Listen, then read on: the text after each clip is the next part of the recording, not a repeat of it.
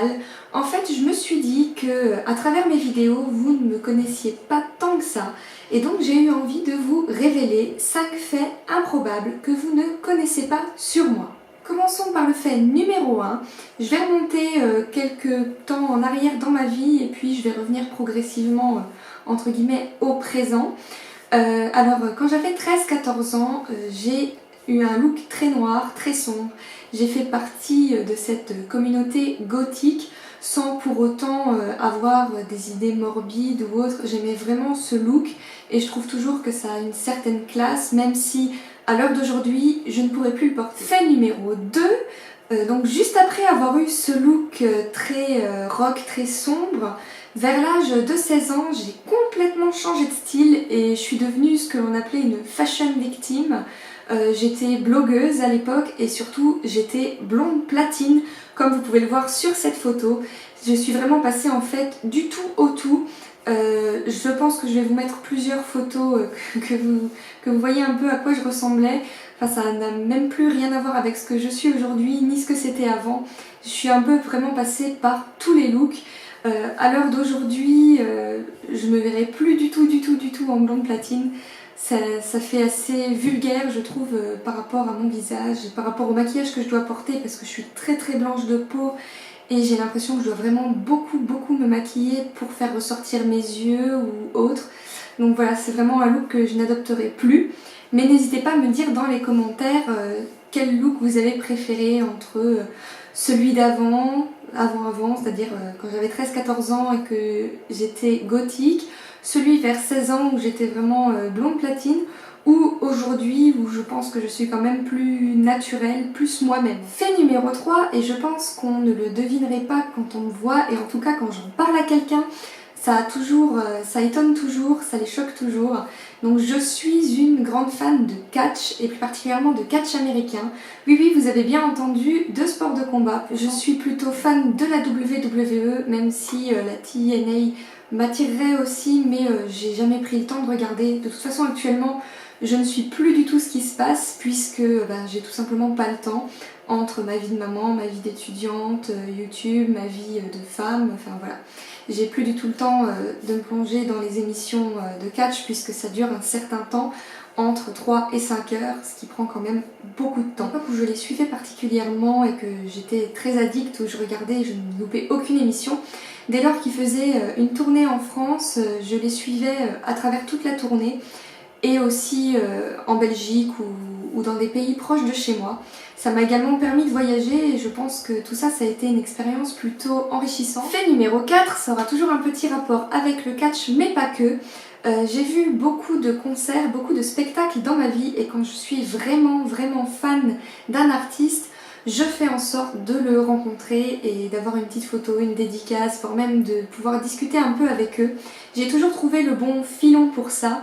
Et en fait, ça peut paraître très groupie ce que je dis, mais disons quand j'arrive devant l'artiste, je vais pas faire ah super, enfin, je vais pas devenir complètement dingue, c'est pas ça en fait, c'est vraiment que je pense que la vie est courte et qu'il faut profiter du moment opportun pour réaliser ses rêves tout simplement. Par exemple, je suis une très grande fan du groupe Kyo, ça fait maintenant depuis 1997, depuis la première chanson qu'ils ont sortie, que j'écoute ce groupe. Je trouve vraiment qu'ils ont des paroles dans leurs textes qui sont très recherchées et qui signifient vraiment quelque chose, ce qu'on ne trouve pas partout dans la chanson française. Et j'ai été les voir en concert pour la première fois il y a à peu près 1 an. Alors déjà là, j'ai réalisé un de mes rêves puisque quand je voulais y aller en 2005-2006, j'avais 15-16 ans et mes parents, c'était non quoi. Ils voulaient absolument pas que j'aille les voir en concert. Dans leur tête, ça devait être un concert de gros rock vraiment violent et tout, alors que vous et moi, on sait très bien que Kyo, c'est pas ça. Aujourd'hui, mes parents le savent aussi, puisque j'ai pu leur raconter le concert que j'ai vécu.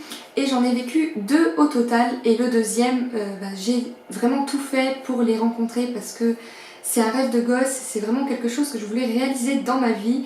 Et j'ai eu la chance de pouvoir rencontrer Benoît Power. Ça a duré vraiment pas très longtemps, peut-être 5 minutes.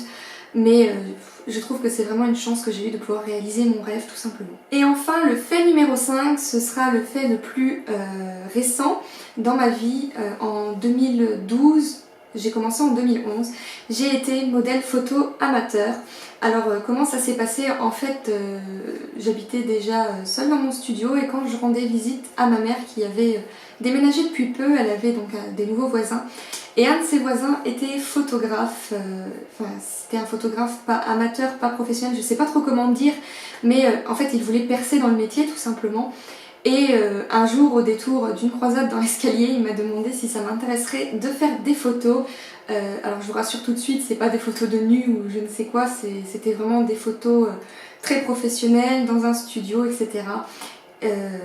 Même si les photos de nu sont en général très professionnelles, mais c'était des photos habillées, tout ça, j'avais vraiment le droit avec ce photographe de dire ce que je voulais comme photo, il ne m'imposait pas de thème, il m'imposait absolument rien, j'avais vraiment le libre arbitre sur quel type de photos je voulais faire. Lui, il voulait se professionnaliser au niveau de ses éclairages, au niveau, je pense, des réglages de son appareil, etc., travailler les montages, etc. Et donc moi c'était également un rêve un jour de pouvoir faire de la photo et ben, j'ai saisi l'opportunité et ça s'est très bien passé. J'ai dû faire 3-4 shootings, donc vous avez les quelques photos qui défilent ici. C'est vraiment un moment de ma vie que j'ai apprécié vivre et je pense que si un jour on me redemanderait de faire de la photo dans ce genre, je pense qu'il n'y aurait pas de souci. Je suis vraiment très à l'aise devant l'objectif, devant les éclairages, dans le studio, tout s'était très bien passé. Au niveau coiffure, maquillage, il m'a fait confiance, c'est moi qui ai tout réalisé et ça lui convenait très bien comme ça. J'aurais pu prendre le choix d'avoir des maquilleurs, il m'a demandé, mais j'avais vraiment envie d'avoir mon shooting personnalisé. Et voilà, cette vidéo est maintenant terminée. J'espère qu'elle vous aura plu et que ça vous permet d'en savoir un peu plus sur moi, d'un peu plus cerner le personnage, même si je sais que je suis pas facile à cerner comme personne. Voilà, en tout cas j'espère que ça vous a plu. Si jamais vous êtes youtubeuse et que vous avez envie de refaire cette petite vidéo, ça peut être très sympa d'en savoir plus en fait sur les youtubeuses ou youtubeurs qu'on aime bien. N'hésitez pas à refaire cette vidéo, n'hésitez pas à demander à vos youtubeurs préférés de la faire. En attendant ma prochaine vidéo, on se retrouve sur tous mes réseaux sociaux, vous avez les adresses en barre d'infos. Prenez bien soin de vous et moi je vous fais plein de bisous.